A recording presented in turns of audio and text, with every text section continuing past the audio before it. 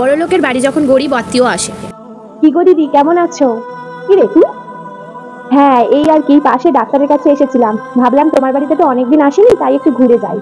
হঠাৎ না বলে করে তুই চলে এলি যে? তুই জানিস না যে কারোর বাড়ি আসতে গেলে আগে তাকে ইনফর্ম করে আসতে হয়? সব কি তোদেরকে শিখিয়ে দিতে হয় নাকি? হ্যাঁ, সে তো ঠিক কথাই, অবশ্যই তোমাকে জানানো উচিত ছিল আসার আগে। কিন্তু কি বলতো, আমাদের তো ফোন নেই। ওই একটাই লোন নিয়ে ফোন কিনেছিলাম মেয়ের জন্য, ওর ওই পড়াশোনার ক্ষেত্রে লাগে অনলাইনে কিসব। আর ওই মাঝে মধ্যে ওই একটু ব্যালেন্স দেওয়া হয় আর কি, তাছাড়া তো আর আমাদের টাকা পয়সা নেই। সেই জন্য ব্যালেন্স মারা হয় না অত, তাই তোমার জানাতে পারিনি। ঠিক আছে, এসে পড়েছিস যখন আর কি করবি বল। তা আজকে থাকবি নাকি এখানে? হ্যাঁ, থাকবো বলেই তো এসেছি আজকে। ও আচ্ছা, এখানে থাকবি। ঠিক আছে, তাহলে শোন, রান্নাঘরে সব বাসনপত্র রাখা আছে, কালকেকার এই তো বাসনগুলো আছে, ওগুলো মেজে নিয়ে আজকেকার জন্য রান্না বসিয়ে দে। সেই আমাদের জন্য রান্না করা হয়নি, কাজের বউটা আসেনি, তাহলে একেবারে রান্নাটা করে নি, বুঝলি তো? রান্না রান্না করতে হবে। আচ্ছা ঠিক আছে, রান্না কর। আর যাই হোক, তোর মেয়ে কেমন আছে? হ্যাঁ, আসলে ওর পড়াশোনা করার খুব ইচ্ছা। ও পড়াশোনা করতে চায়, অনেক দূর এগোতে চায়, ও ডাক্তার হতে চায়, তাই তো চেষ্টা করছি। 15 বছর হয়ে গেছে যখন, বিয়ে দিয়ে দে। ওসব মেয়েদের আর পড়িয়ে কি করবি? তোদের তো আর সেই সামর্থ্য নেই যে তোরা ডাক্তারি পড়াবি না, ওই বিয়েটা দিয়ে দে, অনেক ভালো হবে। বুঝলি, ভাবলাম সোনুমা আছে, সোনুমাকে দেখতে চাই, অনেকদিন দেখিনি, তাই ভাবলাম।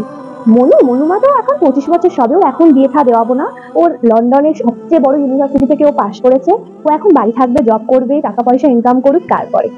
তোদের মতো তো আর ওরকম নর্মাল বাড়ির মেয়ে তো আর আমার নয় যে 15 বছর হলেই বিয়ে দিয়ে দেবো, গিয়ে সংসার করবে, খন্তি নাড়বে। একটা স্টেটাস ওয়ালা বাড়ির মেয়ে, ঠিক আছে?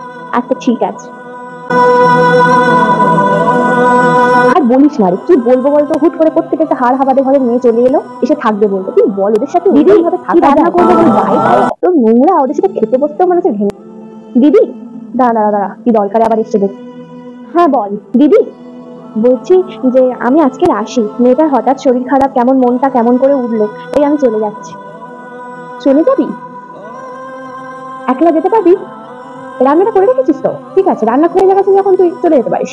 আচ্ছা ঠিক আছে, যেতে পারবো, একা যেতে পারবো। হ্যাঁ হ্যাঁ ঠিক আছে। উফ, আলটিমেটলি গেল রে, বুঝলি? যা জ্বালাতন না এদের দিয়ে, কি বলবো, যখন তখন না বলে করে এরা চলে আসে। কোনো রকম ম্যানার্স নেই এদের মধ্যে, যে কারোর বাড়ি যেতে গেলে একটু বলে করে যেতে হয়, কোনো কিছু ম্যানার্স নেই।